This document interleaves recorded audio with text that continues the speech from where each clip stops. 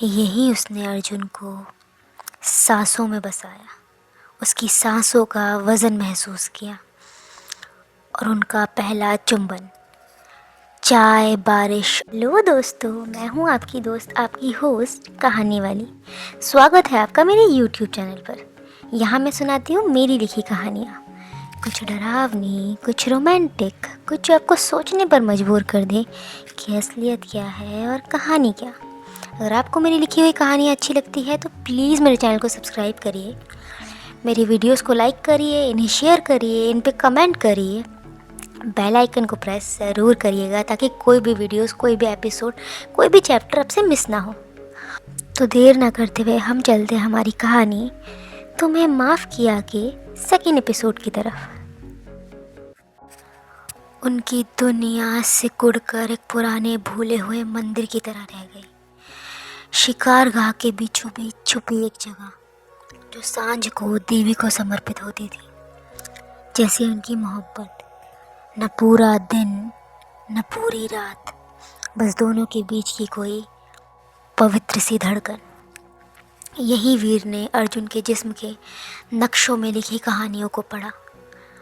हर जख्म, हर धड़कन, हर डर और हर चाहत।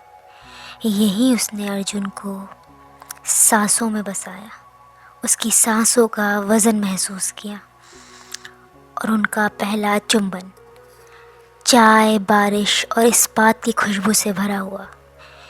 एक दिन बारिश में उन्हें मंदिर में कैद होना पड़ा। बूंदें छत पर किसी ढोल की तरह गिर रही थी। हवा में गीली मिट्टी, पुराने पत्थरों और उनके जिस्म की गर्मी का नशा भरा हुआ था। हमें जला दिया जाएगा ना अगर ये राज खुल गया, अर्जुन ने वीर की छाती पर सर रख कर बोला। ये पाप है उनकी नज़रों में। वीर, अगर ये पाप है तो मैं इस जन्म में तो क्या, हर जन्म में ये पाप ज़रूर करना चाहूँगा। मेरा जहान है तो यही मंदिर, यही बारिश और यही तो, मुझे बस यही चाहिए। दोनों की सांसें तेज़ होने लगी। दोनों के होठ मिले, तेज़ी से नहीं बल्कि ऐसे जैसे कोई तिलिस्म टूट ना जाए। अर्जुन के हाथ जो मौत का फैसला सुनाते थे वो वीर को ऐसे छू रहे थे जैसे वो दुनिया की सबसे नाजुक चीज़ हो। तब मैं तेरा हूँ, अर्जुन ने कहा, आखिरी सांस तक बस तेरा। उस रात उनका मिलन इबादत था। खुखार तन्हाई के बीच मिली मासूम रूहों का मिलन।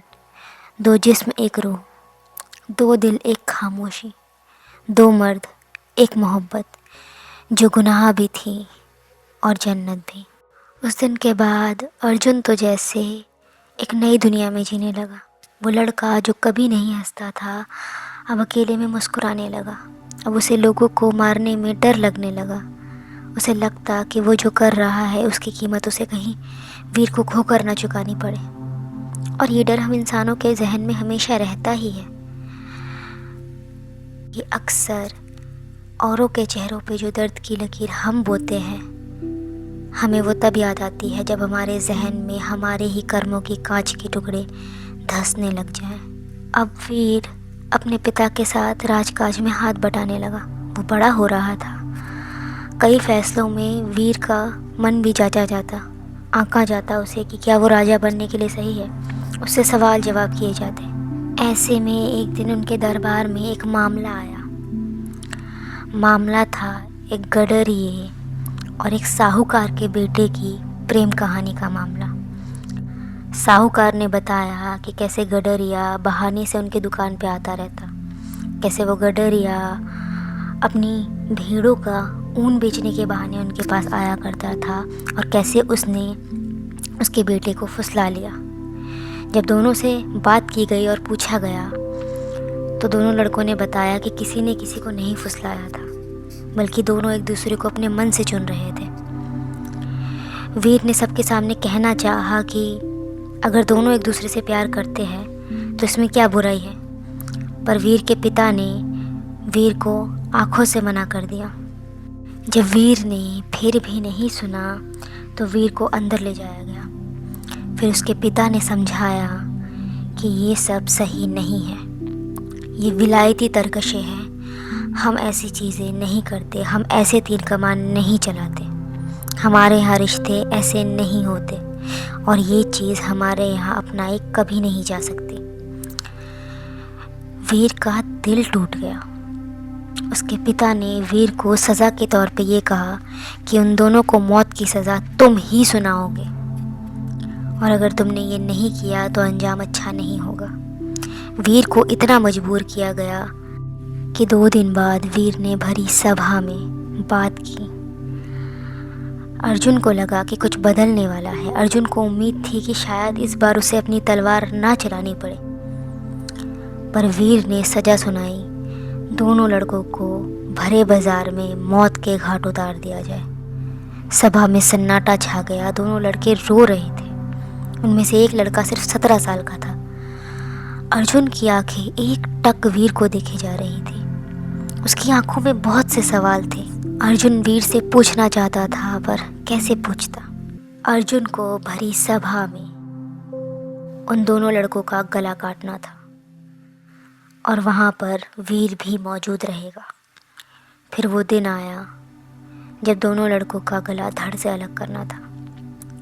दोनों लड़कों ने हाथ पकड़ा हुआ था। जब उनसे उनकी आखिरी इच्छा पूछी गई तो उन्होंने बताया कि वो चाहते हैं कि उनको एक साथ दफनाया जाए। उनकी वो इच्छा मंजूर हुई। जब अर्जुन ने तलवार उठाई वो एक टक वीर को ही देखे जा रहा था। उसके मन में बहुत से सवाल थे।